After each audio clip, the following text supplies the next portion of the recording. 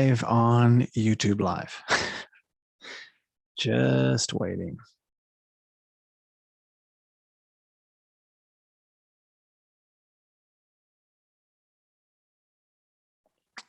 Should be live now.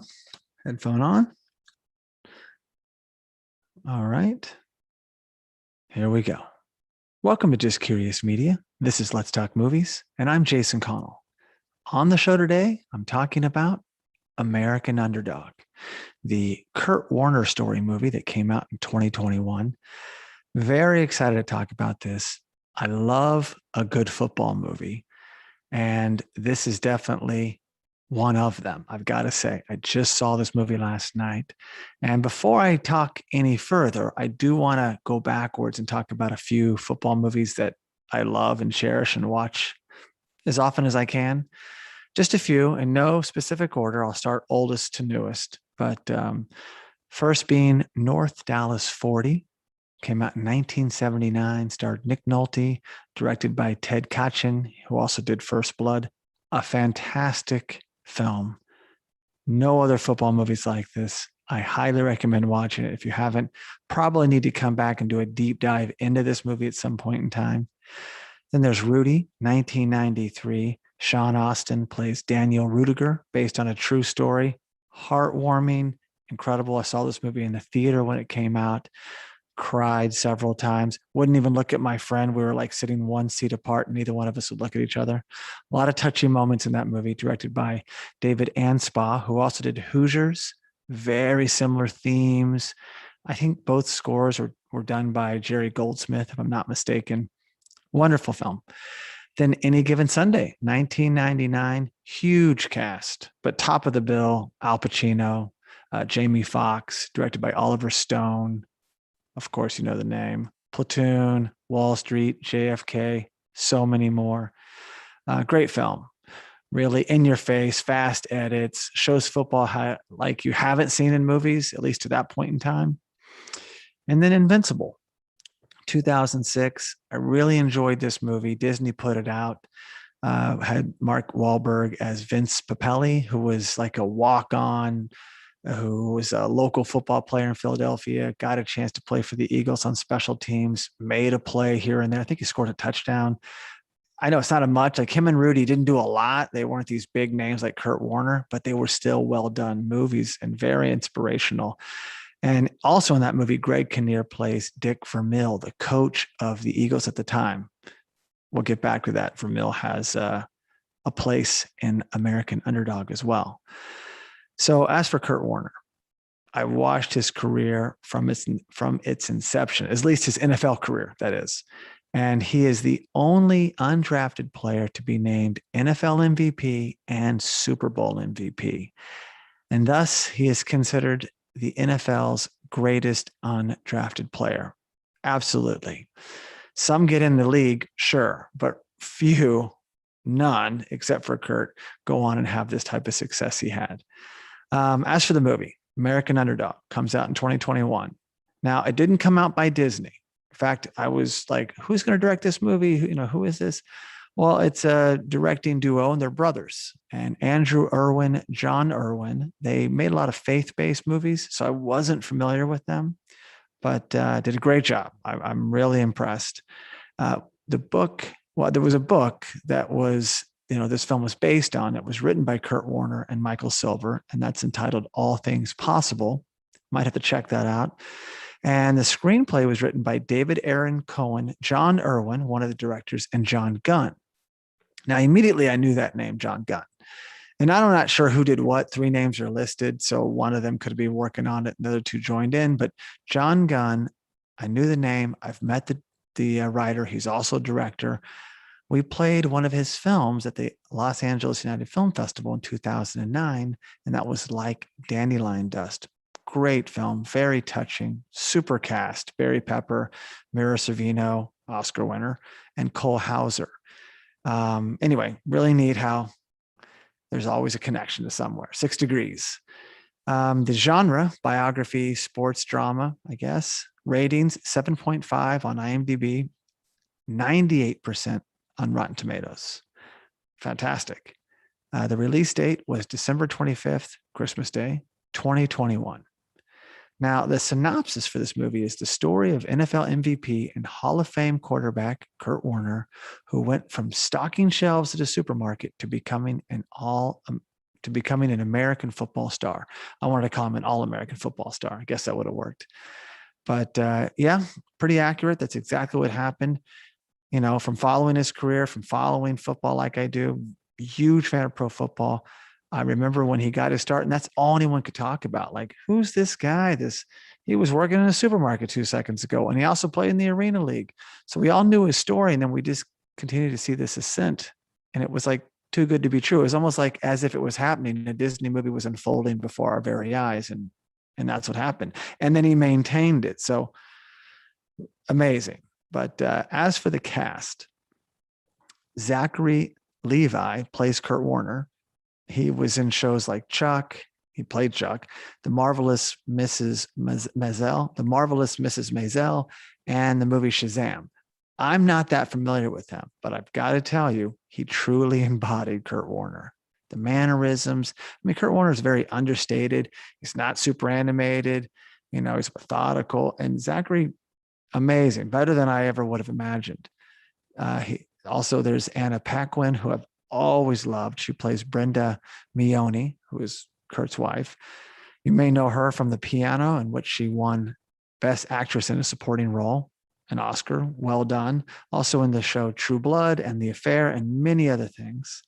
Then there's Dennis Quaid. Love Dennis Quaid. He plays Dick Vermeil in this movie. So, and the other movie, Invincible, it was Greg Kinnear. This is an older Vermeil. He'd left the Philadelphia Eagles. He's now at the St. Louis Rams, who are now the Los Angeles Rams. And of course, you know Quaid from movies like Breaking Away, Inner Space, Everybody's All-American, also a football movie. He's also in Any Given Sunday. He plays a quarterback. And The Rookie, which is a Disney movie about a real-life pitcher getting his chance in the big league. So another biography, sports drama. And The Day After Tomorrow, and many other films. Then there's Chance Kelly. He plays Mike Martz. Mike Martz being the offensive coordinator of the St. Louis Rams, later became the head coach of the St. Louis Rams. He's in shows like House of Cards, Ray Donovan, Billions, all shows I enjoy and watch. And Bruce McGill. Always loved McGill. He plays Jim Foster, the coach of the arena football team Iowa Barnstormers. And he's in movies like Animal House, TV show MacGyver, classic movie Cliffhanger, Sylvester Stallone. Great cast. And there's many more, but that's kind of like highlighting the top 5. And as for the movie, Levi and Paquin were outstanding in this, as the movie really focuses on this relationship of Kurt and Brenda. I mean, that's really a lot of the movie. I mean, Brenda's this ex-military woman left by her husband, raising 2 kids. One of the kids is blind, lives with her parents. They're just trying to make ends meet. And she stumbles onto Kurt, and there's an instant connection. You know, Kurt's in college quarterback, and immediately he pursues her. He bonds with her, bonds with the kids. And it really gives him a foundation and a strength. And you see that. And it kind of always knew that. You heard these stories. There was always stuff, you know, talked about Kurt Warner. And the media was just really fixated on this relationship. I remember watching him play, and they would zoom to the stands to see Brenda and the kids. It was just, it was like everyone's story. And so it's neat to see more than I knew before. So to see how the kids were. I didn't know one of the kids was blind. And there's some really touching scenes. I've got to tell you, I'm not a big softie unless they really get it right. Kids and pets or dogs, it's like, oh my gosh. Yeah, really nice moments in this movie as you get to know Kurt more.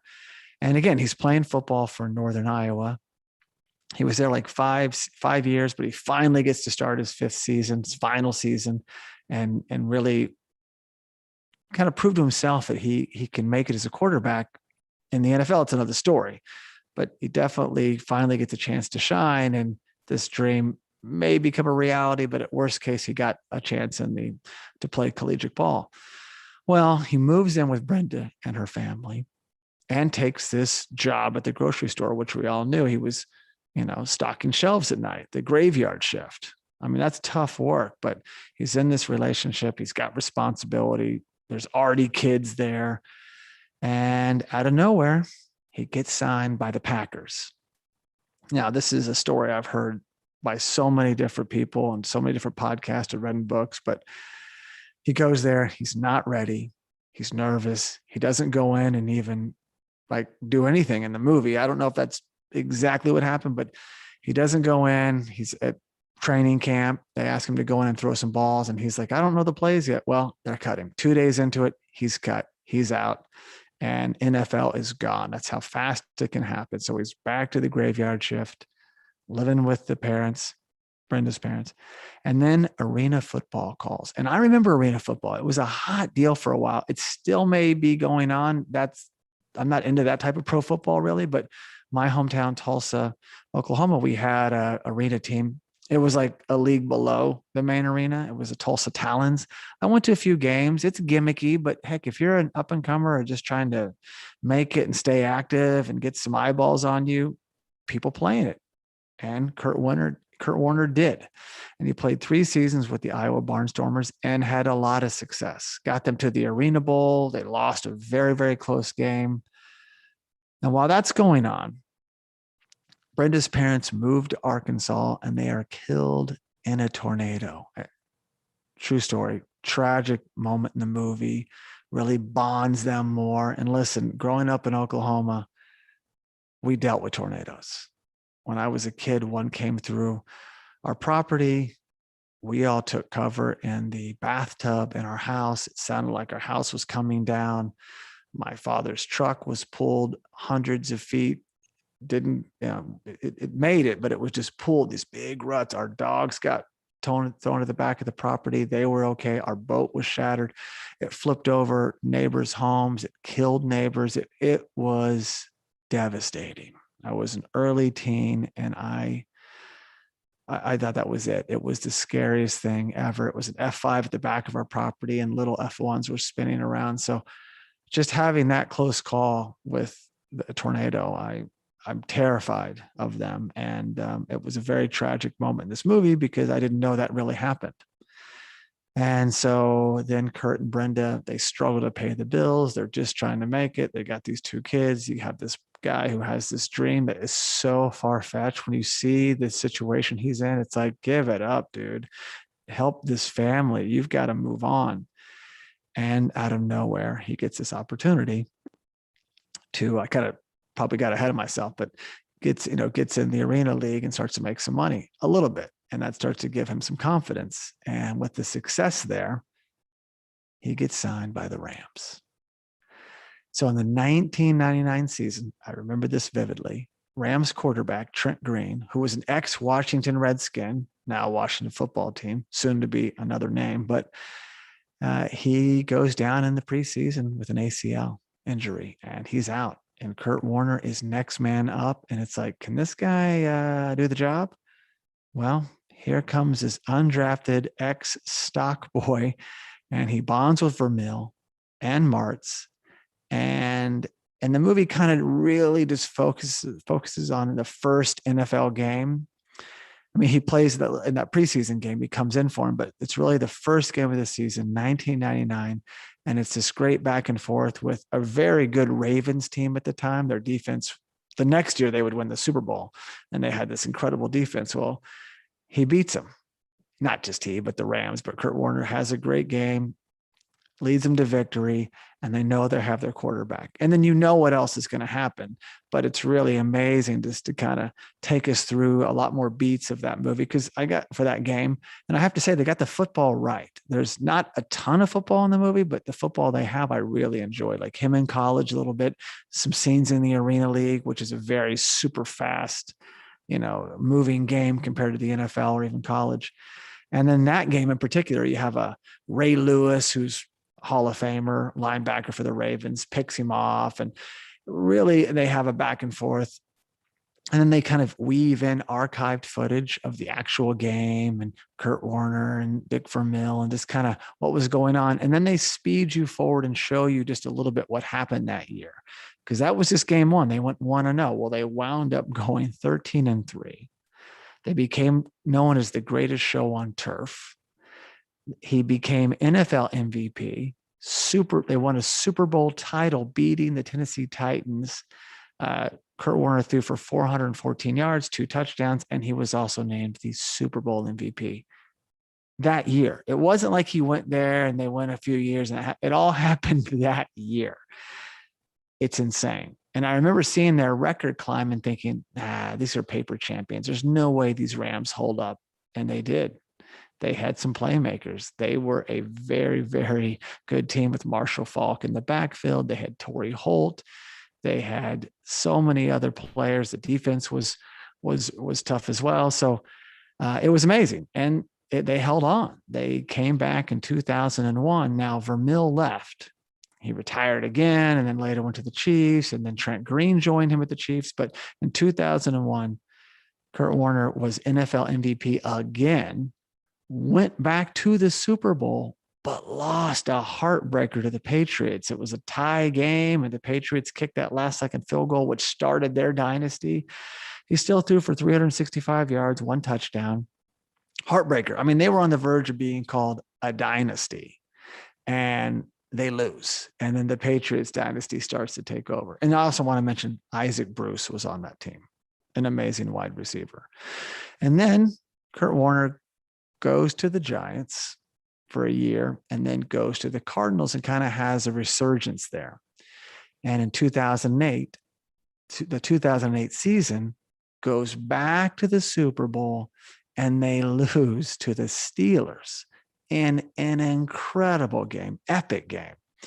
Kurt Warner threw for 377 yards, 3 touchdowns. I mean, if it wasn't for a last-second Ben Roethlisberger, Big Ben toss, shoestring catch in the end zone, they're champs again. I mean, not again.